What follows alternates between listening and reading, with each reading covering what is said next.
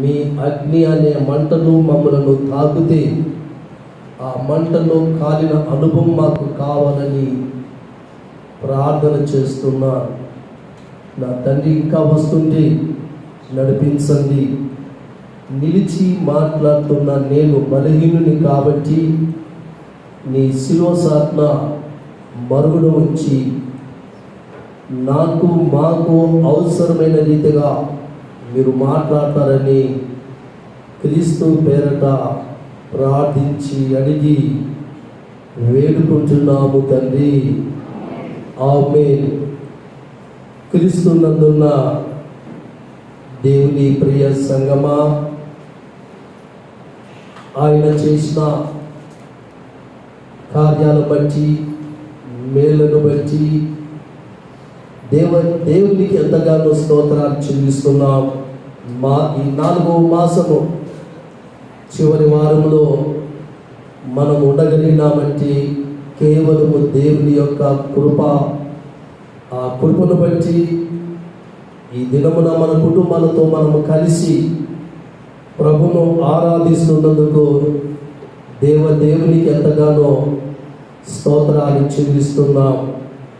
దేవుని ప్రియ సంగమా, ఈ పరిస్థితులలో, ఈ కడవరి దినములలో ఏ విధంగా ఉండాలో దేవుని యొక్క వాక్యము అనేక సందర్భాల్లో, అనేక సమయాలలో దేవుడు మనతో మాట్లాడుతున్నాడు. నాలాంటి సేవకులతో మీ వ్యక్తిగతంగా బైబిల్ చదువుతున్నప్పుడు అనేక విధాలుగా ఈ విధంగా మనం ఉండాలా, ఈ జాగ్రత్త మనము కలిగి ఉండాలా, ఈ సిద్ధపాటు కలిగి ఉండాలని దేవుని యొక్క వాక్యము ద్వారా అనేక సార్లు మనము హెచ్చరింపబడుతున్నాం. అయినా ఆ హెచ్చరికను కొన్నిసార్లు వినక, లోబడక, సరి చేసుకొని సరిదిద్దుక ఇష్టానుసారంగా జీవిస్తున్నటువంటి జీవితాలు మనలో ఉన్నాయి, లేవని కాదు. దేవుని ప్రియ సంగమా, భయము, భక్తి ఈ రెండు మనిషికి కలిగి ఉంటే మనకు మేలున్నదా, కీడున్నదా ఒకసారి మనకి జ్ఞాపకం చేసుకుందాం. దేవుణ్ణి నమ్మిన తర్వాత, దేవుణ్ణి ఆశ్రయించిన తర్వాత, దేవుని యందు భయము, భక్తి కలిగిన తర్వాత, ఒకటి భయం కాదు, భక్తి కాదు, రెండు కలిసి ఉండాలి. దేవుని నమ్మిన తర్వాత భయము, భక్తి కలిగి ఉంటే నిజంగా మనకు మేలు ఉన్నదా, నష్టం ఉన్నదా? ఈ రెండింటి గురించి మనం ఆలోచన చేద్దాం. ఇప్పుడు దేవుని వాక్యంలో మనం చూసినాం, దేవుని యందు భయము, భక్తి కలిగి ఉంచి చూద్దాం. 13వ వచనం చూడండి. యెహోవా యందు భయభక్తులు కలిగి ఉండుట వలన ఇది మనకు మేలా కాదా? దేవుడు నమ్మినావు, దేవుడు నమ్మనప్పుడు వట్టి భయం, భక్తి లేదు. దేవుని నమ్మనప్పుడు భయం ఉంది, కానీ చెడు ఉండనే ఉన్నది, చెడు పనులు ఉండనే ఉన్నవి, విరోధ స్వభావం ఉండనే ఉన్నది, వ్యతిరేకత ఉండనే ఉన్నది. దేవుని యందు భయం ఉంది, భక్తి ఉన్నది. ఈ రెండు ఒక వ్యక్తి జీవితంలో ఉన్న తర్వాత మనిషిలో ఏముండదుదట? చెడుతనం ఉండొద్దు. చెడు మనకి ఇష్టం కావచ్చు, చెడుతనము దేవునికి ఇష్టమైనది కాదు. చెడును అసహించుకోవాలి. చెడుతనం అంటే దేవునికి ఏమాత్రం ఇష్టమైనది కాదు. ఒకప్పుడు మనం చెడుతనంలో ఉన్న వాళ్ళమే, చెడుతనంలో జీవించే వాళ్ళమే, దేవునికి అయిష్టమైన జీవితం జీవించిన వాళ్ళమే. చేయరాని ఎన్నో చేసిన ఆ చెడుతనంలో ఉన్న మనలను దేవుడు ఏం చేసినాడంట? ప్రేమించున్నాడు, జీవితాలు మార్చున్నాడు, బ్రతుకులు మార్చున్నాడు, ఒక ఉన్నతమైన భాగ్యం ఇచ్చినాడు. మళ్ళీ దేవుని నమ్మి భయం కలిగి ఉన్నావు, భక్తి కలిగి ఉన్నావు, ఇంకా చెడు ఉంటే ఎట్లా? చెడును ప్రేమిస్తే ఎట్లా? చెడుకు అలవాటు పడితే ఎట్లా? చెడును ద్వేషించాలంటున్నాడు. చెడును ఏం చేయాలి? మనము అసహించుకోవాలి. చెడును ఎప్పుడైతే మనం అసహించుకుంటామో నీ భయము, భక్తి వల్ల అది నీకే మేలు. ఇది బైబిల్లో. ఒకవేళ నీవు చెడును అసహించుకోకుండా మనుషులకు ఒకవేళ భయపడేట్టు ఉన్నావు, కానీ దేవునికి భయపడకుండా చెడులో జీవిస్తూ చెడు సహవాసం కలిగే జీవితం ఉంటే అది దేవుడు ఓర్చుకున్నవాడు కా, దేవునికి అది ఇష్టమైనది కా. ఇంకొక మాట ఏమంటున్నాడు చదవండి అక్కడనే, ఏమంటున్నాడు? దేవుని యందు భయము భక్తి కలిగి ఉంటే చెడును అసహించుకోవడమే కాదంట, గర్వము, అహంకారమును, దుర్మార్గత, కుటిలమైన మాటలు ఇవన్నీ పోతాయంట. చూడండి, దేవుని యందు భయభక్తులు కలిగితే ఒక చెడే కాదట, మనుషులు ఏముండదంట, గర్వం కూడా ఉండాలంట. దేవుని భయభక్తులు కలిగి ఉంటే దేవునికి విరోధమైనవి ఏవి కూడా మనం చేయం. అసహించుకోవడమే కాదంట, మనుషులు ఏముండదంట, గర్వం. గర్వం అనేది ప్రతి మానవునికి ఉంటుంది, ఉండదని కాదు. ఆ గర్వం దేవుని బట్టి గర్వపడాలనేది బైబిల్లో. కీర్తన 21 ఉంది ఈ మాటలు కదా. కొందరు గుర్రములను బట్టి, రథములను బట్టి, ధనాన్ని బట్టి, బలగాన్ని బట్టి, విద్యను బట్టి, అందాన్ని బట్టి, కొందరు రథములను బట్టి, కొందరు గుర్రములను బట్టి అతిశయం అనగా అహంభావము, గర్వం ఎప్పుడు వస్తుందంటే లోకరీతిగా ఎప్పుడైతే మనకు కలిగినాయో, లోకరీతిగా మనం ఎప్పుడైతే పెరిగినామో, లోకరీతిగా ఎప్పుడైతే అభివృద్ధి పొందినామో మనిషికి ఏమొచ్చేస్తుందంట. అందుకే దేవుని యందు భయభక్తులు కలిగిన వాడు చెడుతనాన్ని అసహించుకుంటాడు. మనిషిలో అహం ఉండదు, మనిషిలో గర్వం ఉండదు, మనిషిలో లోక సంబంధమైన జీవితంలో ఏది కూడా ఉండదు అంటాడు. మరి ఇవన్నీ మనకు మేలా కాదా? దేవుని యందు భయభక్తులు కలిగి ఉంటే మనల్ని ఈ లక్షణాలు ఉండమంటున్నాడు, ఈ గుణ లక్షణాలు ఉండమంటున్నాడు. దేవునిలో భయభక్తులు కలిగి ఉంటే దేవునికి ఉన్న మనసు, దేవునికి ఉన్న గుణాలు, దేవునికి ఉన్న లక్షణాలు. ఆయన అంత గొప్ప దేవుడైన ఉండి కూడా ఆయన ఏనాడు గర్వపడలేదు, ఆయనలో అహము లేదు, ఆయన గర్విష్టి కాదు, ఆయన అతిశయించే స్వభావం లేదు కదా. బైబిల్ ఏమని రాసినాడు? ఆయన ఫిలిప్పీ రాష్ట్ర పత్రిక 2వ అధ్యాయము 8వ వచనంలో ఏమని రాసినాడు? ఆయన దేవుని పోలికగా ఉండి, దేవుని స్వరూపము కలిగి ఉండి, అత్యున్నతమైన సింహాసనం మీద కూర్చొని ఉండి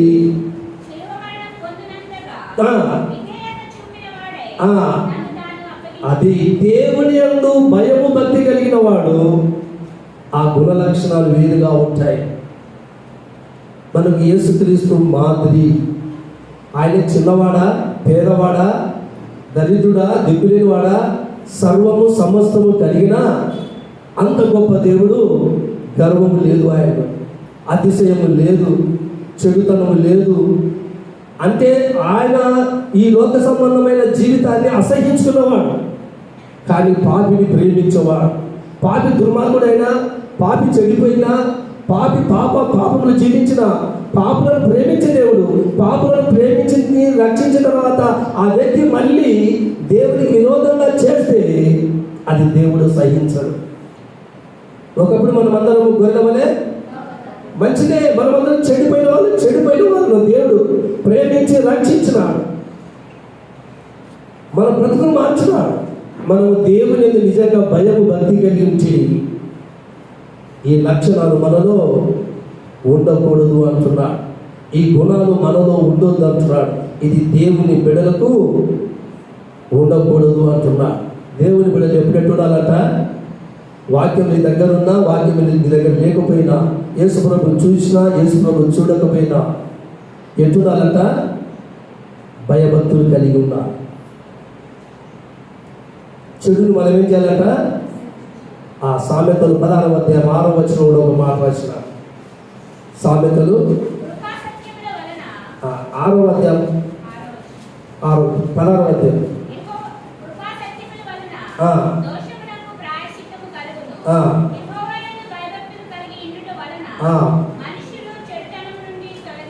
చూడండి, మనుషులు ఏమంట?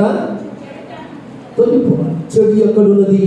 ఒకప్పుడు చెడులో ఉన్నాం, చెడు సావాసం కలిగి ఉన్నాం, ఇష్టానుసారమైన చెడు జీవితం జీవించినాం. ఇప్పుడు దేవుని యందు భయభక్తులు కలిగిన తర్వాత మనుషులు అంటాడు కదా. మనుషులు అనగా దేవుని నమ్మిన బిడ్డలు, యేసుక్రీస్తుని ఎరిగిన బిడ్డలు, తను ఎరిగిన బిడ్డలు అనగా ఆయన నమ్మిన బిడ్డలు ఇప్పుడు ఏం చేయాలంట? తొలగిపోవాలి. చెడుతనంలో తొలగిపోవాలి, చెడు కాడ కూర్చోదు, దేవునికి విరోధమైన పనులు చేయొద్దు, చెడు వారితో సహవాసం చేయొద్దు, దేవునికి అయిష్టమైనటువంటి పనులు చేయదు. ఏమంటున్నాడు? మనము మనుషులు చెడుతనం ఏం చేయాలంట? ఎప్పుడు తొలగిపోతారు? దేవుని యందు భయభక్తులు కలిగి ఉంటేనే, దేవుని అధికంగా ప్రేమించినప్పుడే, దేవునికి లోబడినప్పుడే మనుషులు చెడుతనం నుండి మనం కొన్నిసార్లు చెడుకి ఇష్టపడతాం. అది చెడ్డదంటే ఆడిపోతాం, అది హానికరమైనదంటే ఆడిపోతాం, ఆ స్థలానికి పోమంటే ఆ స్థలానికి పోతాం. ఇక మీకు తెలుసు, కీర్తన మొదటి వచనంలో ఇవన్నీ మీకు తెలిసిన విషయాలు. అవి చెయ్యొద్దు, అవి చూడొద్దు, అక్కడ కూర్చోద్దు, అక్కడ తిరగొద్దు అనగా యెహోవా యందు భయభక్తులు కలిగిన వాడు చెడుకు ఎటుండాలట? దూరంగా ఉండాలి. ఒకప్పుడు వాటిలో ఉన్నాం, వాటిలో ఒలిగి ఉన్నాం, వాటిలో జీవించినాం. అయితే ఇప్పుడు ప్రభు మన జీవితాలు మార్చినాడు, మన బ్రతుకులు మార్చినాం. అందుకే యెహోవా యందు భయభక్తులు కలిగించి మనకు మేలు అనేది. యెహోవాను ప్రేమించడం వలన కీర్తన 97:10 రాసిన ఒక మాట కదా. చూడండి, దావీదు కీర్తన 97:10 కూడా ఒక చక్కని మాట రాసిన బైబిల్లో. ఏమని రాసినాడు చూడండి. చూడండి, యెహోవాను ప్రేమించు వారులారా. చూడండి, చెడంటే దేవునికి ఇష్టమైంది కాదు. దేవుని ప్రేమిస్తున్నామంటే మనం దేన్ని అసహించుకోవాలంట? చెడుతనంలో అసహించుకోవాలి. ట్రైన్లో కానీ బస్సులో కానీ మనం ప్రయాణం చేస్తున్నప్పుడు వాడు సిగరెట్ తాగుతున్నా, తంబాకు తింటున్నా, వాళ్ళ నోరు బాగా లేకపోతే ఒకవాడు కొన్నిసార్లు బాగుండకపోవచ్చు. మనమే జ్ఞానం కలిగిన వాళ్ళు ఏం చేస్తామంట? మన నోటికి ఖర్చుకు, మన మూతికి కదా, లేకుంటే స్త్రీలు అయితే తమ యొక్క పైట చెంగు కదా, కొట్లాడకుండా తప్పించుకున్న స్వభావం. దేవుని యందు భయభక్తులు కలిగిన వాళ్ళు సామాన్యంగా కొట్లాడకు దూరంగా ఉంటారు. వాళ్ళ వ్యసనాలు మనం చూస్తున్నాం, వాళ్ళ పద్ధతులు చూస్తున్నాం, వాళ్ళ చెడ్డల మాటలు చూస్తున్నాం. యెహోవాను ప్రేమించు వారులారా, దేవుని ప్రేమించు వారులారా, దేవుని యందు భయభక్తులు కలిగిన వారులారా, చెడుని ఏం చేయాలి? మనము అసహించుకోవాలి. అటువంటి వ్యక్తులతో, అటువంటి స్థలాల్లో, అటువంటి వ్యక్తులతో మనం ఏం చేయాలి? అసలు దూరంగా కూడా. అంటే దేవుని యందు భయభక్తులు కలిగి వెళ్ళి మనకు మేలే. దేవుని యందు భయభక్తులు కలిగి ఉండి కూడా ఈ గుంపులో, ఈ పరిస్థితుల్లో నువ్వు తిరుగుతున్నావంటే అది నీకే ప్రమాదకరము, అది నీకే హానికరము, అది నీకే ఇబ్బంది అంటున్నాడు. అందుకే దేవుని యందు భయభక్తులు కలిగితే మనకు మేలు. అంటే ఒకప్పుడు ప్రభులో లేనప్పుడు ఎటువంటి జీవితం జీవిస్తుంటామో మనకు తెలుసు. ఇప్పుడు దేవుని యందు భయభక్తులు కలిగి దేవుని అడుగుజాడలో నుండి దేవునితో సంబంధం, సహవాసం కలిగి ఉంటే మనకు మేలు కలగాలి, మనకు మేలు కలగాలి. దేవుడు ఎందుకు నమ్ముకున్నా? మనము మేలు కలగడానికే నమ్ముకున్నాం. దేవుడు నమ్ముకుంటే మనకు శాంతి కలుగుతుంది, దేవుడు నమ్ముకుంటే మనకు నిత్యరాజ్యం దొరుకుతుంది, దేవుడు నమ్ముకుంటే మన జీవితానికి ఎంతో ఉపయోగకరంగా ఉన్నది. దేవుడు నమ్ముకుంటే హానికరమైన శ్రేష్టలు మనకు రావు, విరోధమైనవి మనకు రావు. దేవుడు యందు భయభక్తులు కలిగి ఉంటే మన నోటిని కంట్రోల్ చేసుకుంటాం. దేవుడు యందు భయభక్తులు కలిగి ఉంటే మన పాదాలు ఇష్టానుసారంగా తిరగవు.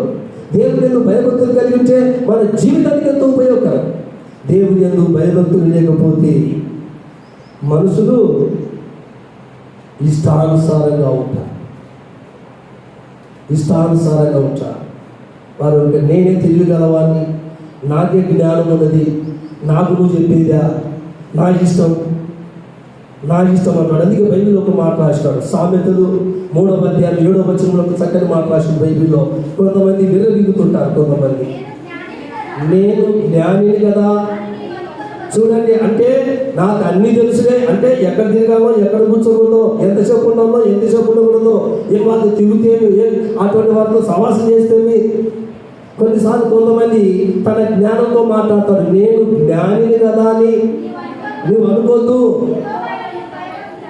యెహోవా యందు భయభక్తులు కలిగి, ఇక్కడ కూడా అంటాడు, నువ్వు జ్ఞానమైతే ఈ లోకంలో నీకు జ్ఞానం ఉండొచ్చు, మంచి జ్ఞానం ఉండొచ్చు. ఈ లోకంలో దేవుని నమ్మకం ఎంతో మంది జ్ఞానం కలిగిన వాళ్ళు ఉన్నారు, నష్టపోయిన వాళ్ళు ఉన్నారు, దేవునికి దూరమైన వారు ఉన్నారు.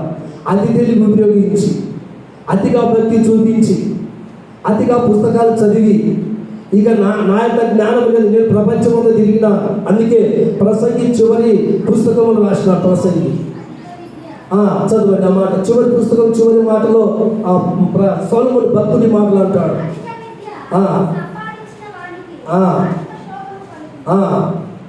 తర్వాత అంటాడు ఇంకొక మాట, చివరి మాట చూడండి, ప్రసంగి 12 చివరిలో ఈ మాట, ఇదంతా వినిన తర్వాత తేలిన ఫలితార్థం ఏంటి అనగా దేవుని యందు భయభక్తులు కలిగి ఉంట, ఆయన కట్టడను అనుసరించుట. ఇదంతా విన్న తర్వాత అనగా లోకములో నాకున్న జ్ఞానంతో లోకమంతా తిరిగినా, లోకమంతా సంపాదించుకున్నా, లోకమంతా పేరు సంపాదించుకున్నారని సొలొమోను భక్తుడు ఎన్నో విధాలుగా అనుకున్నాడు. చివరికి తను బాగా మనసు నింపుకొని ఆలోచించిన తర్వాత అతడు మాట్లాడుతున్న మాట ఏమంటాడు, చివరికి యెహోవా యందు భయభక్తులు కలిగి ఉంటేనే మేలు, దేవుని యందు భయభక్తులు కలిగి ఉంటేనే మేలు. నేను జ్ఞానిని కదా, నా జ్ఞానంతో నేను ఇంత సంపాదించుకున్నాను, నా జ్ఞానంతో ప్రపంచంలో తిరిగి వచ్చినానని విర్రవీగిన కంటే సొలొమోను భక్తుడు ఏమంటారంట, ఇది బాగా చదువుకొని ఇంటికి వెళ్ళి అదే ప్రసంగి 2వ అధ్యాయంలో ఇదే మహాజ్ఞాని సొలొమోను రాస్తూ, ఈ లోకములో నా కంటి చూపు అంటాడు, నా కనులు ఈ లోకములో ఏది కావాలో మీ తర్వాత చూడండి, నా కన్నులు ఈ లోకములో ఏది కావాలో చూసిన ప్రతి దాన్ని నేను చూసిన ప్రతి దాన్ని కొన్నాను, అనుభవించున్నాను, తీసుకున్నాను, ఇంట్లో పెట్టుకున్నాను, నా కళ్ళతో పెట్టుకున్నాను. కావాల్సిన నా కళ్ళు ఏది కావాలో అది అంత. అంటే మీకు తెలుసు, కొంతమంది స్త్రీలు బయటకు పోతే కొంతమంది స్త్రీలు కట్టుకున్న చీరలు చూసి, వాళ్ళ విధానం చూసి, వాళ్ళ బంగారం చూసి, వాళ్ళ చెప్పులు చూసి, వాళ్ళ నడక చూసి, వాళ్ళ విధానం చూసి కాపీ కొట్టే స్త్రీలు క్రైస్తవులు చాలామంది ఉన్నారు. చాలామంది ఉన్నారు, లేదని కాదు. అలా ఉండాలి, అలా తిరగాలి, అలా కూర్చోాలి, అలా జీవించాలి. సొసైటీ మర్యాద చూసేవాళ్ళు క్రైస్తవులు ఉన్నారు, లేదని కాదు. వాళ్ళు నిజంగా దేవుని యందు భయభక్తులు కలిగిన స్త్రీలు కానీ పురుషులు కానీ కాదు. వాళ్ళని చూసి కాపీ కొట్టడం, వాళ్ళని చూసి ఫాలో అవ్వడం కాదు. అందుకే సొలొమోను భక్తుడు 2వ అధ్యాయంలో ఇవన్నీ చూసిన తర్వాత చివరి పుస్తకంలో రాసిన మాటలు ఏమంటాడంటే, ఇదంతా నేను చూసిన తర్వాత నాకు తేలిన ఫలితం ఏంటంటే, చివరికి దేవుని యందు అంటే ఇవన్నీ విడిచిపెట్టాలా, దేవుని యందు భయభక్తి కలిగి ఆయన కట్టడను అనుసరించుట నాకు మేలు అంటున్నాడు. ఎంత శ్రేష్టమైన మాట. లోకమంతా సంపాదించుకున్నాడు సొలొమోను. వెండి, బంగారు, ఆస్తి, అంతస్తులు, భార్యలు, ఉపపత్తులు, కావలసినవన్నీ సంపాదించుకున్నాడు. ఆ వ్యక్తి చివరికి దేవుని యందు భయభక్తులు క్షీణించి దేవుని కట్టడను అనుసరించడానికి దూరమై లోకాన్ని ప్రేమించి లోక మర్యాదలు పొంది, నేనే జ్ఞానవంతుడు కదా, ఇక నా జ్ఞానం ఉన్న నాకు ఇంకా ఏది అవసరం ఉందని విర్రవీగిన సొలొమోను చివరికి నా జ్ఞానాన్ని నమ్ముకున్న కంటే చివరికి దేవుని యందు భయభక్తులు కలిగినట. ఇంకొక మాట కింద రాసినాడు, అదే సామెతలు 3వ అధ్యాయం 8వ వచనం చదవండి. అప్పుడు నీ దేహమునకు ఆరోగ్యమును నీ ఎముకలకును. అంటే దేవుని యందు భయభక్తులు కలిగితే ఏం మనకు మేలుందని వస్తుందా? ఏమంటున్నాడు? దేవుని యందు భయభక్తులు కలిగితే మనకి ఏముందట? చెడు విడిచిపెడతావు, అహం పోతుంది, గర్వం పోతుంది, ఈ లోక సంబంధమైన చెడుని విడిచిపెడితే అప్పుడు మన దేవునకు ఆరోగ్యమును బాగు చేసుకునేది నీ వంతే, పాడు చేసుకునేది నీ వంతే.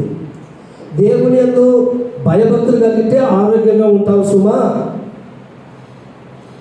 బైబిల్లో రాయించినాడు, నీతిమంతునికి 1 కాదు 2 కాదు శ్రమలు, నీతిమంతునికి రోగాలు 1 కాదు 2 కాదు. బైబిల్లో రాయించినాడు, నీతిమంతునికి ఆపదలు. అయితే ఈ భక్తి ఉంటే, యెహోవా యందు భయభక్తులు ఉంటే అవి క్షణాల మీద వెళ్ళిపోతాయి. అప్పుడు అనగా దేవుని యందు భయభక్తులు కలిగింటే నీ ఆరోగ్యములకు, నీ దేహములకు ఆరోగ్యము నీ ఎముకలకు.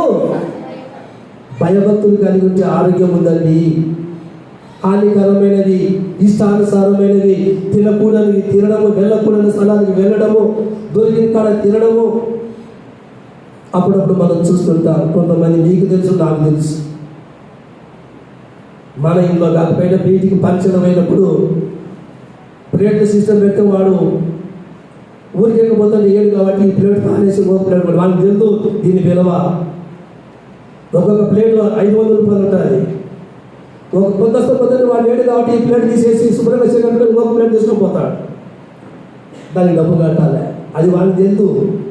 ఎవరైతే పిలిచినాడో వాళ్ళకి తెలుసు దాని విలువ. అతిగా తింటారు, అతి ఆశపడతారు. ఆరోగ్యం నష్టమే కాదా? ఎక్కువ తిన్నా, ఎక్కువ నిద్రపోయినా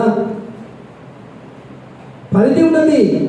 దేవుడు 24 గంటలు ఇచ్చినది కేవలం మొత్తం పనిచేసుకోవడానికే కాదు. దేవుడు జ్ఞానం ఇచ్చినాడు, అందుకే భయం ఇచ్చినాడు, భక్తి ఇచ్చినాడు, జ్ఞానం ఇచ్చినాడు. దేనికి ఎంత ఉపయోగించాలో అంత ఉపయోగించాలి. బైబిల్ చదవవు, ప్రార్థన చేయవు, సంఘానికి రావు, ఆరాధనలే. ఇక పొద్దుస్తం పని చేసుకుంటే ఆరోగ్యం పాడు కదా. కొంతవరకు నీకు బాధలు ఉండొచ్చు. దేవుడు ఒక దినంలో నేను కూలిస్తే, దేవుడు ఒక దినంలో నీకు జబ్బు పెడితే, ఇన్ని రోజులు సంపాదించిన డబ్బంతా ఒకరోజు ఖర్చు పెట్టవలసి వస్తుంది. పని చేసుకోవాలి, కష్టపడాలి.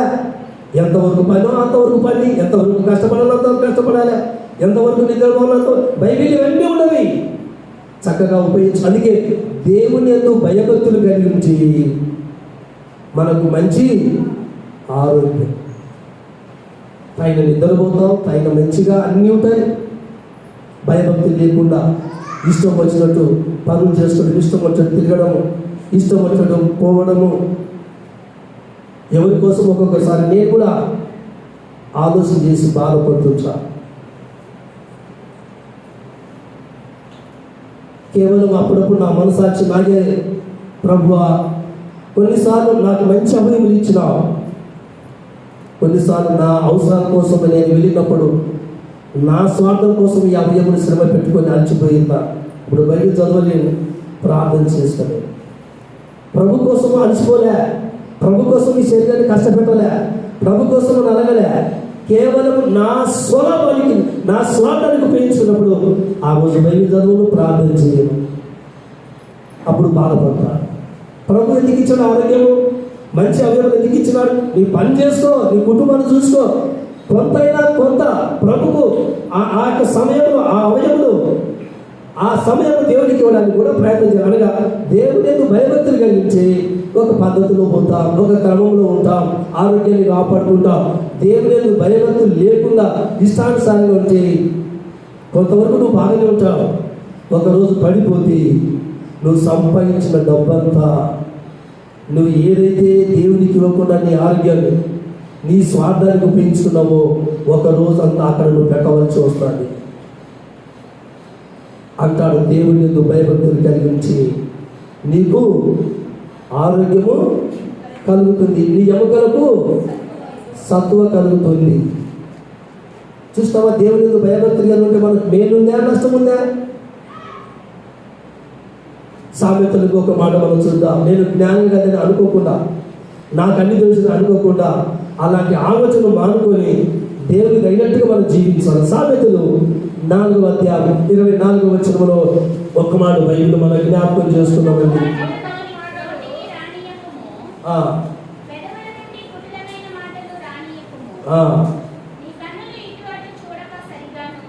నాలుగవ అధ్యాయం 24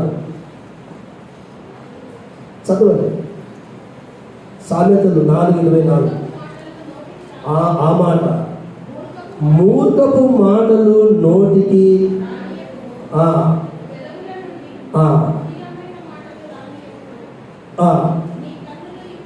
చాలు. యెహోవా యందు భయభక్తులు కలిగించి మన నోటి మాటలు, మూర్ఖపు మాటలు నోటికి రాకుండా ఉంటాయి కదా.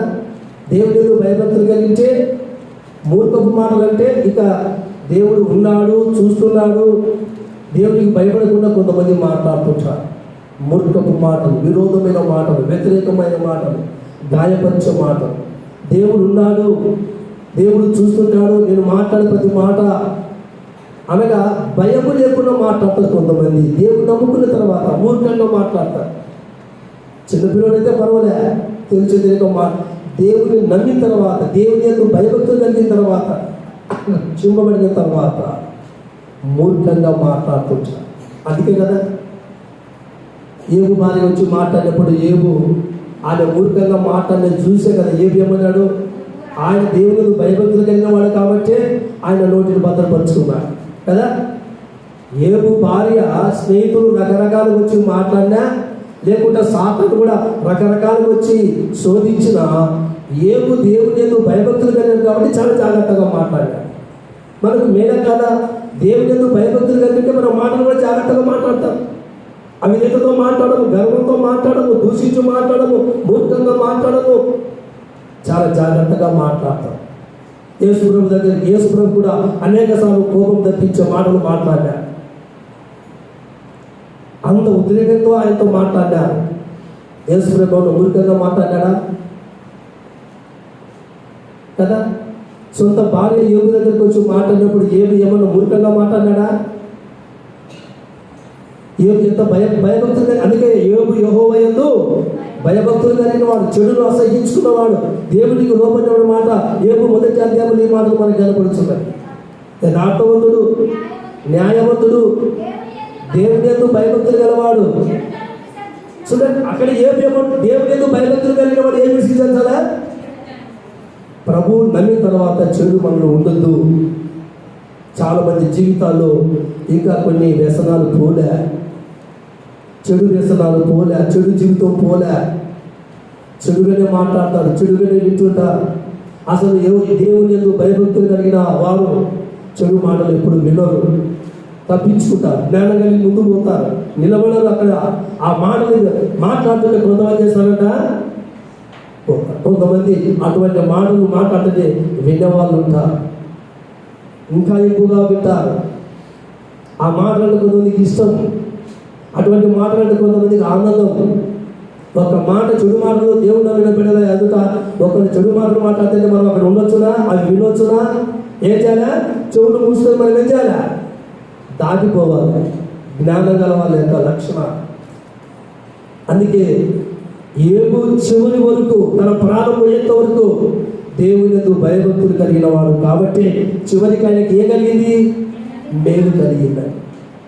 యెహోవా యందు భయభక్తులు కలిగి ఉంటే మనకి ఎప్పుడు మేలే, నష్టమేమి కాదు, ఇబ్బంది ఏమి కాదు. ఆరోగ్యంగా ఉంటాం, క్షేమకరంగా ఉంటాం, సమాధానకరంగా ఉంటాం, సంతోషకరంగా ఉంటాం. యెహోవా యందు ఎప్పుడైతే భయము భక్తి లేకుండా ఉంటామో అప్పుడే మనిషికి బాధ. ఇంకొక మాట సామెతలు 14:16 వచనంలో, బైబిల్ ఒక మాట చూడండి. ఆ సామెతలు 14:16 వచనంలో,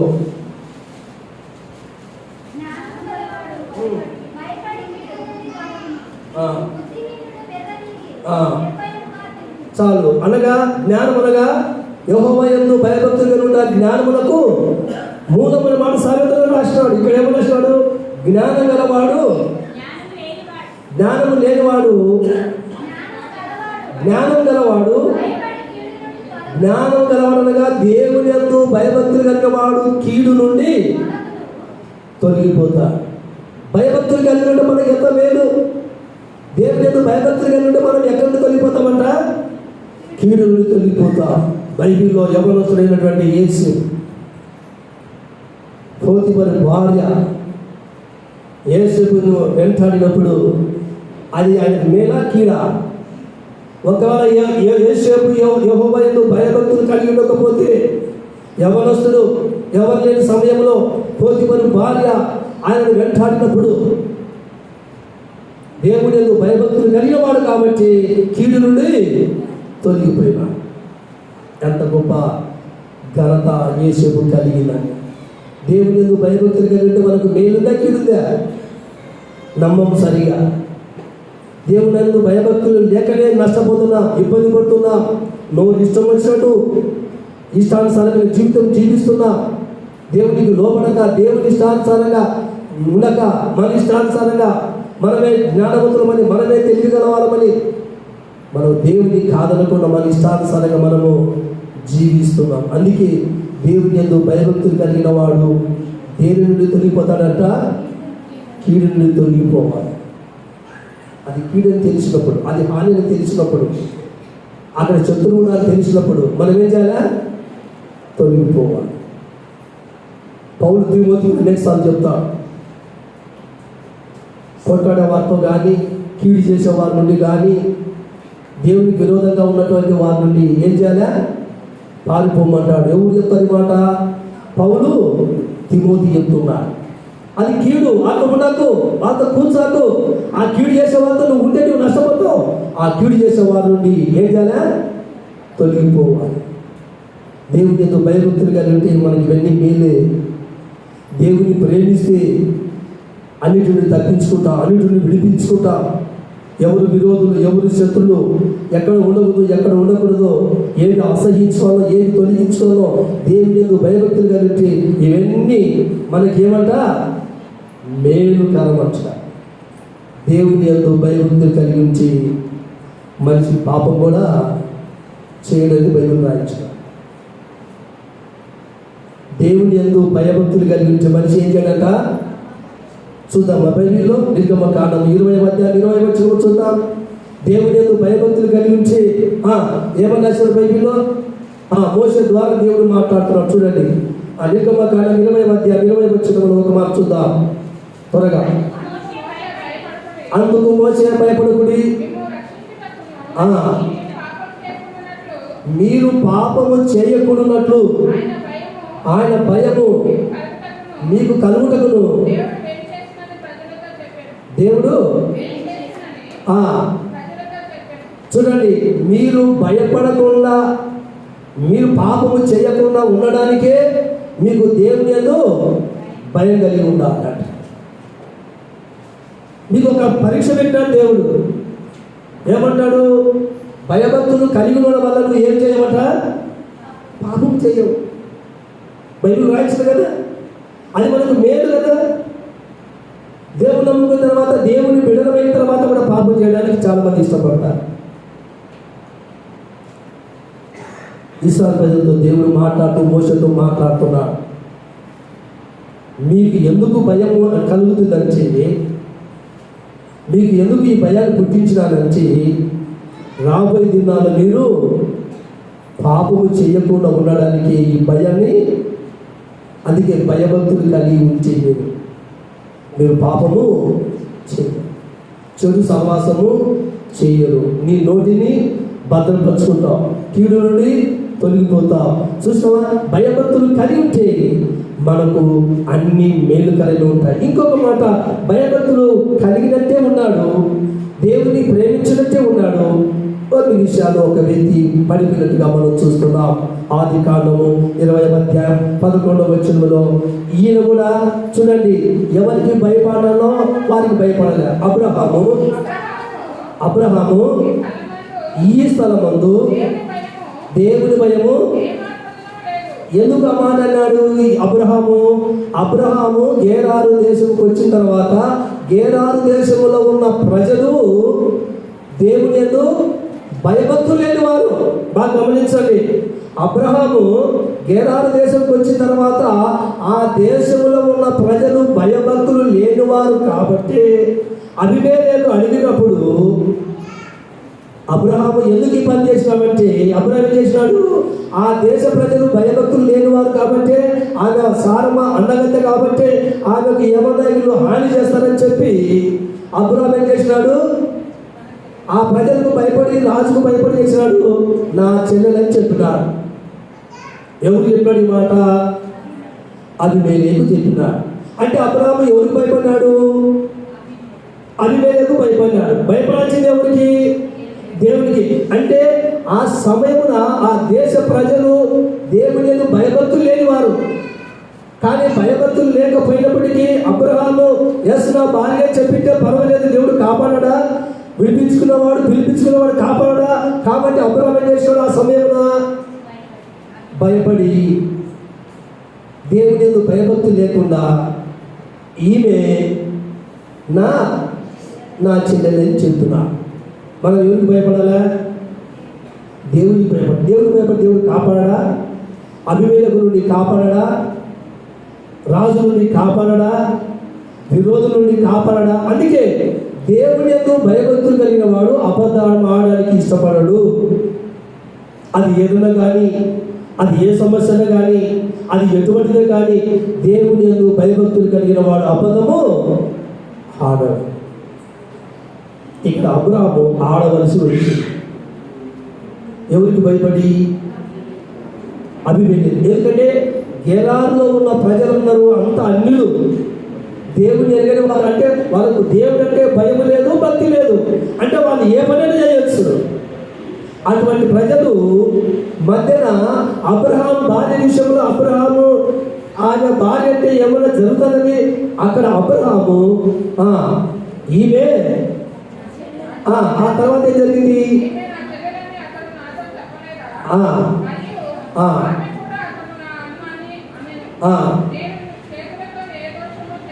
చాలు చూసినావా?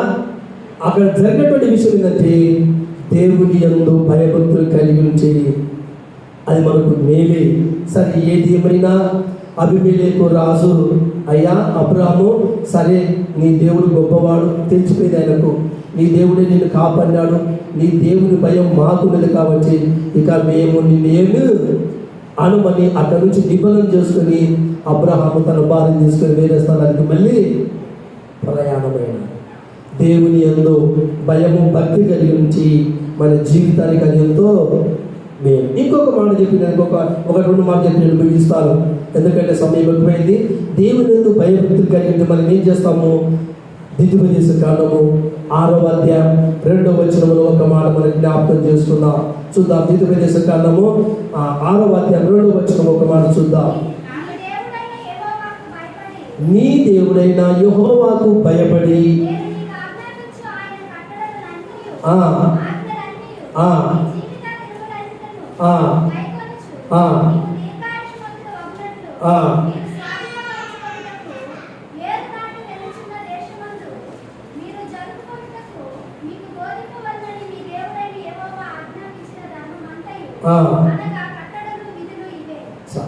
అనగా దేవునికి భయపడటం వల్ల, దేవుని యందు భయభక్తులు కలిగి ఉండడం వల్ల దేవుని కట్టడలు మనము గైకొంటామని బైబిల్.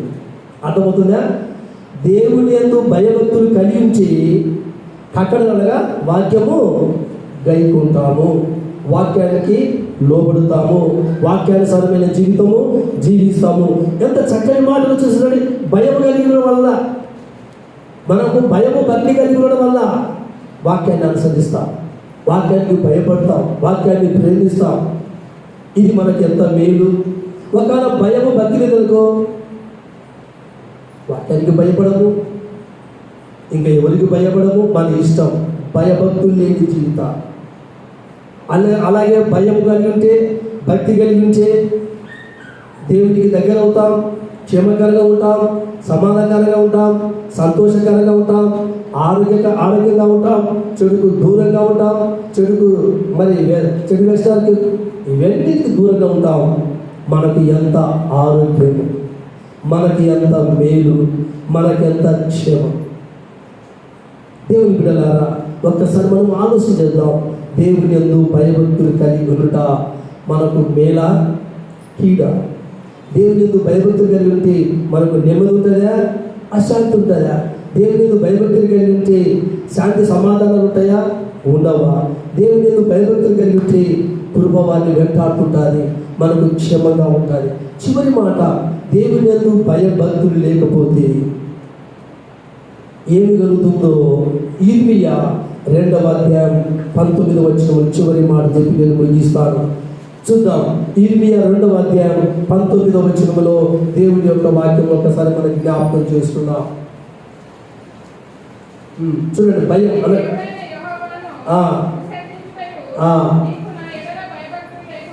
చూడండి, మీరు నా ఎడల భయభక్తులు లేకపోవడం వల్ల బాధకును శ్రమకును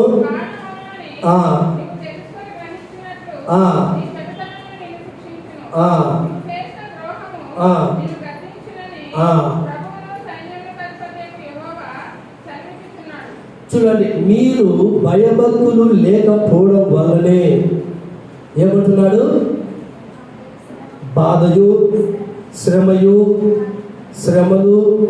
రోగాలు కూడా అదే భయభక్తులు కలిగించి చెప్పి కదా, నీతిమంతునికి ఆపదలు అనేకము. నిజంగా ఎన్ని ఆపదలు వచ్చినా నీలో భయభక్తులు కలిగించి, నీలో దేవుడిని ప్రేమించి గుణం ఉంచి, ఒక దిక్కు విస్తారమైన శ్రమలున్నా ఆ శ్రమలు నేనేమి చేయవు. శ్రమలకు కారణం ఏంటి అంటాడు ఈమెలో. శ్రమలు నీకు రావడం కారణం ఏంటి? సమస్యలు నీకు రావడం కారణం ఏంటి? బాధలు నీకు కలగడానికి కారణం ఏంటి? నీవు నా యందు భయభక్తులు లేకనే.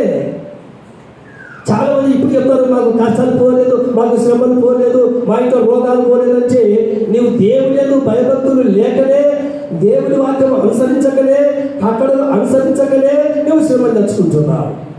శ్రమలకు కారణం ఎవరు? మనమే.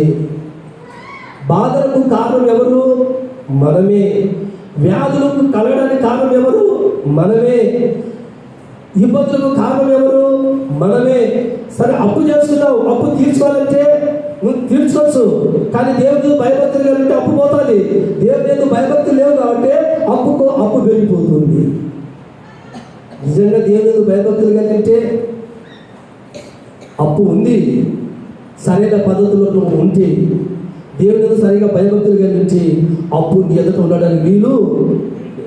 అప్పు పెరిగిపోతుందంటే అప్పుల చేత నశించిపోయే వాళ్ళు ఎంతమంది? భక్తి లేక, దేవుని ప్రేమించక, దేవుని లోబడక, కట్టడలు అనుసరించక, శ్రమలు తెచ్చుకొని, బాధలు తెచ్చుకొని, రోగాలు తెచ్చుకొని ఇష్టానుసారంగా ఉన్నారు. అందుకే భయం వల్ల ఒక వ్యక్తి రక్షణ పొందిన. ఇప్పుడు చదువుకున్నాం మనం అపోస్తుల కార్యములో. అతడు అన్యుడు, దేవుని ఎరగని వాడు. పౌలు శీలను అన్యాయంగా తీసుకుపోయి చెరసాలను వేస్తే వీళ్ళు పాటలు పాడి దేవుని ఆరాధిస్తున్నారు. ఎవరు? పౌలు శీలను. ఆ రాత్రి వేళ ఆ చెరసాల సంఖ్యలు తెగిపోయి ఊడిపోయి ఖైదీలందరూ పారిపోతున్నారని చెరసాల నాయకుడు భయపడినాడు. దీపం తీసుకొని వచ్చి కాల్త చెందాడు. ఎందుకంటే ఖైదీలలో పారిపోతే డ్యూటీ పోతుంది, కుటుంబం అంతా ఉడికి వస్తుంది, నా మీద కుటుంబం అంతా ఆధారపడి చెప్పి ఆలోచించి ఆయన కంగారు పడినాడు. అందుకే 29వ వచనంలో అక్కడ జరిగిన విషయం పౌలు చెప్పిన తర్వాత ఆ యొక్క జైలు అధికారి మాట్లాడుతున్న ఒక మాట మనం చూద్దాం. అతడు దీపము తమ్మని చెప్పి లోపలికి వచ్చి వణుకుచు ఏం చేసినాడంట? ఒక వ్యక్తికి వణుకు ఎప్పుడు వచ్చిందంట? వాళ్ళు దేవుడు ఎలాంటి వాడో ఎరిగినాడు కాబట్టి అతనికి వణుకు వచ్చింది. వణుకు ఎప్పుడు వస్తుంది? అసలు జైలు అధికారి ఏం తప్పు చేయలే. వణుకడం అంటే అర్థం ఏంటి? ఎవరైనా ఏమైనా తప్పు చేస్తే ఇక నేను తప్పు చేసిన దొరికని చెప్పి కొడతాననే భయంతో ఒక వ్యక్తి వణుకుతాడు. ఇక్కడ ఈ వ్యక్తి వణుకడానికి కారణం ఏమిటి? ఏ తప్పు చేయలే, అతను డ్యూటీ చేస్తున్నాడు. కానీ శక్తిగా దేవుడు వారి మధ్య గొప్ప కార్యం చేసినప్పుడు భయపడి వణికి పౌలు శిల దగ్గరకు వచ్చి సాగిలపడి చాలండి. ఇది భయముతో కూడిన భక్తి.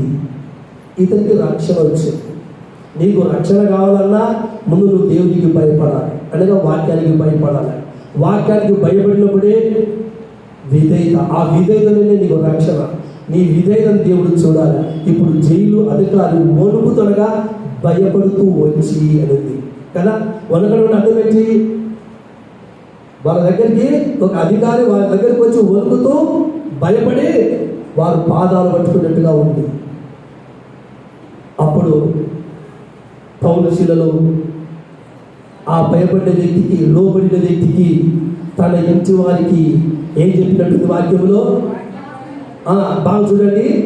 ఆ రెండు జరిగిన తర్వాత అప్పుడు అయ్యలారా రక్షణ పొందుటకు నేను ఏమీ చేయవలనని ఆ భయభక్తులతో భయముతో, ఆ వినయముతో, ఆ తగ్గింపుతో, ఆ వణుకుతో పౌలు శిలువ దగ్గరికి వచ్చి ఇతడు మాట్లాడుతున్న మాట, ఒక వ్యక్తి దేవుని గురించి తెలుసుకోవాలన్నా, ఒక వ్యక్తి దేవునికి హృదయం ఇవ్వాలన్నా ఈ భక్తి ఉండాలా, ఈ భయం ఉండాలా, ఈ వణుకు ఉండాలా. ఆ వణుకు, భయము, భక్తి కలిగిన వాడు ఏమంటున్నాడు? అయ్యలారా రక్షణ పొందాలని. పొట్టెలు కావాలన్నా, లేకుంటే 2,000 డబ్బులు కావాలన్నా, లేకుంటే ఇన్ని మొక్కులు మొక్కాలన్నా, లేకుంటే 7 వారాలు ఏదన్నా ఇంట్లో ప్రార్థన పెట్టుకోవాలన్నా? మీరు బాగా ఆలోచించండి. నీకు రక్షణ కావాలంటే 7 వారాలు ఇంట్లో ప్రార్థన పెట్టుకోవాలా? నీ ఇంట్లో దరిద్రం కావాలంటే 7 వారాలు ప్రార్థన పెట్టుకోవాలా? అది కాదు. 7 వారాలు ఇంట్లో ప్రార్థన పెట్టుకునేది కాదు. ముందుగా నీవు యేసుక్రీస్తు వాక్యానికి భయపడిన అనుభవం నీకు కావాలి. 7 వారాలు ఇంట్లో ప్రార్థన పెట్టుకొని వరకకపోతే, 7 వారాలు ఇంట్లో ప్రార్థన పెట్టుకొని భయభక్తి లేకపోతే దాని ద్వారా నీతో దరిద్రం పోదు. ఇతడు వణుకుతూ ఎప్పుడైతే వచ్చినాడో, ఎప్పుడైతే వణుకుతూ భయపడినాడో, అతనికి భయం కలిగి, అయ్యా మీ దేవుడు గొప్ప దేవుడు నాకు తెలిసింది. ఇప్పుడు ప్రార్థన ద్వారా మీ దేవుడు ఈ కార్యం చేసిన నాకు తెలిసింది. ఆయన లోకరక్షకుడు నాకు తెలిసింది. అయ్యా మీ దేవుడిని నేను నమ్మాలంటే, మీ దేవుడిని విశ్వసించాలంటే నేను ఏమి చేయాలని ఈ ఒక్క మాట అడిగినప్పుడు అప్పుడు పౌలు ఏమంటున్నాడో చూడండి. అందుకు వారు ప్రభువైన యేసునందు విశ్వాసంతో అయిపోతుందా? అతను విశ్వాసం ఉంచాలన్నా, అతను దేవుని ఎందు భయభక్తి కలిగి ఉండాలన్నా, అతను యేసుని విశ్వసించాలన్నా, అప్పుడు పౌలు ఏమంటున్నాడు?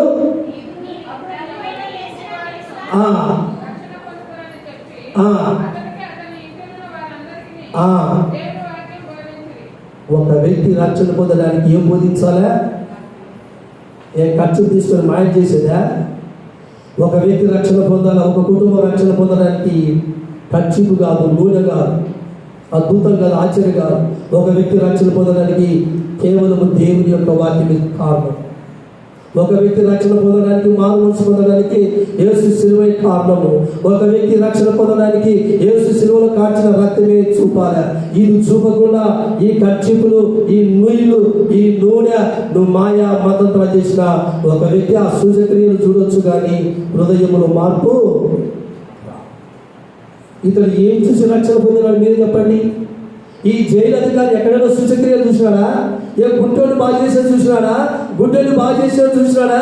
చనిపోయిన వాడిని బాగా చేసేది చూసినాడా? ఈ వ్యక్తి దేని చూసి రక్షణ పొందినాడు? బైబిల్ మీరే చూడాలి.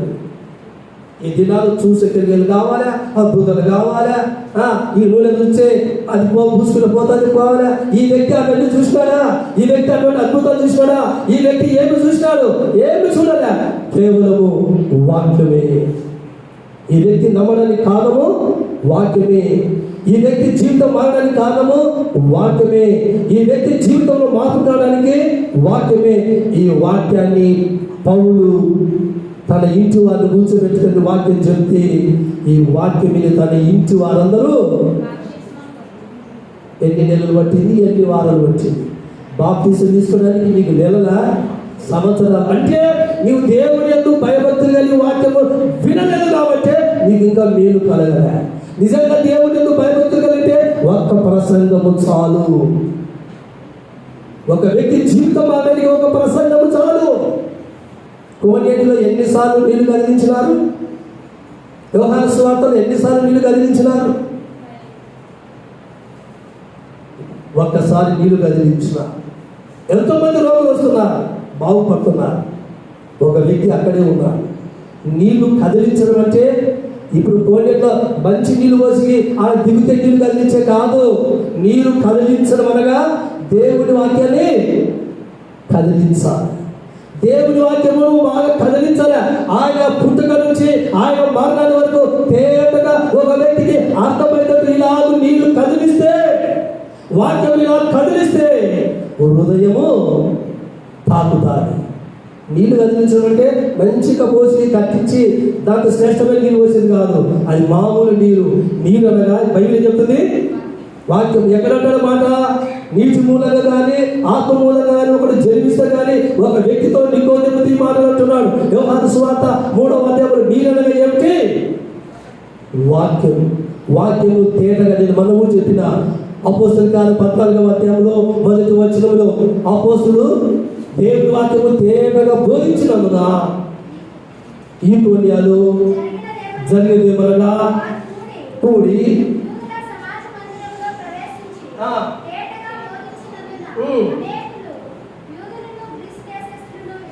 చాలు. ఒక వ్యక్తి నమ్మడానికి కారణం ఏంటి? దేవుని వాక్యము ఉన్నది ఉన్నట్టుగా తేటగా చెప్పడమే. అది ఊసి ఇది ఊసి కవించి నవ్వించి వారి జీవితము మారదు, వారికి భయం కలదు, భక్తి కలదు. చివరి మాట, ఇతడు వణుకుతున్నాడంటే కారణం ఏంటి? వారి నమ్మిన దేవుడు ఎంత గొప్ప దేవుడో ఆ దేవునికి భయపడ్డాడు కాబట్టి ఆ భయభక్తులే అతని జీవితాన్ని మార్చింది. అతని ఇంటి వారందరూ రక్షణ పొందినారు. ఒక్కసారి ఆలోచన చేస్తున్నాం. దేవుని యందు భయభక్తులు కలిగి ఉంటే మేలున్నాయా, కీడున్నాయా? నువ్వు దేవుని యందు నిజంగా భయభక్తులు కలిగి ఉంచి వ్యసనాలు పోయినాయా? అహం పోయిందా? గర్వం పోయిందా? అబద్ధాలు పోయినాయా? మోసం చేసేది పోయిందా? కీడు జరుగుతుంటే దూరంగా ఉన్నావా? దేవుని యందు భయభక్తులు కలిగి వాక్యం వింటుంటే పాపం చేయడానికి ఇష్టపడతావా? దేవుని యందు భయభక్తులు కలిగితే వాక్యానికి సారమైన జీవితము వస్తుందా, రాదా? దేవునికి భయపడితే అన్నీ మేలులే. దేవుని యందు భయభక్తులు కలిగితే అంత నెమ్మది. దేవుని యందు భయభక్తులు కలిగి ఉంటే క్షేమకరమే. దేవుని యందు భయభక్తులు కలిగి ఉంటే ఆరోగ్యంగా ఉంటావు. దేవుని యందు భయభక్తులు కలిగి ఉంటే నీ కుటుంబంలో అప్పు ఉండదు. దేవుని యందు సంపూర్ణంగా లోపడితే నీ కుటుంబంలో నీ పిల్లలు ఆశీర్వాదకరంగా ఉంటారు. జైలు అధికారి ఆయన దేవుని యందు భయభక్తులు కలిగి ఉన్నాడు కాబట్టి తన ఇంటి వాళ్ళందరినీ రక్షించుకున్నాడు. ఒక క్షణం వ్యక్తిగతంగా మనలో మనం పరీక్షించుకున్నాం. దేవుని యందు భయభక్తులు కలిగించి వ్యసనాలన్నిటినీ ఏం చేయాలా? తొలగించాలి.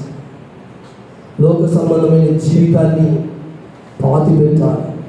దేవుని యందు భయభక్తులు కలిగించి ఆయన గుణ లక్షణాలు మనలోకి రావాలి. దేవుని యందు భయభక్తులు కలిగించి క్షేమకరమైన ఆరోగ్యం మనం కలిగి ఉంటాం. దేవుని యందు భయభక్తులు కలిగించి శ్రమలు అలా వచ్చి అలా వెళ్ళిపోతాయి. దేవుని యందు భయభక్తులు కలిగించి కుటుంబంలో సమాధానం ఉంటుంది. దేవుని యందు భయభక్తులు కలిగించి ఆరోగ్యంగా ఉంటాం. ఒక్క నిమిషం, నీవు నేను మన భక్తి ఎలాగున్నది? నిజంగా దేవుని యందు భయభక్తులు కలిగి ఉన్నామా లేదా? ఉండకపోతే ఇప్పటి నుంచైనా దేవుని యందు భయభక్తులు కలిగించి మంచి పాపం చేయడానికి ఇష్టపడదు. ప్రార్థన చేసుకున్నాం. తలల గురించి నీకు నీవుగా, నాకు నేనుగా మనం పరీక్షించుకొని ప్రార్థన చేసుకున్నాం. మహాగణుడ పెట్టి గొప్ప తండ్రి స్తోత్ర. యెహోవా యందు భయభక్తులు కలిగి ఉంచి శరీర సంబంధమైన వ్యసనాలన్నిటినీ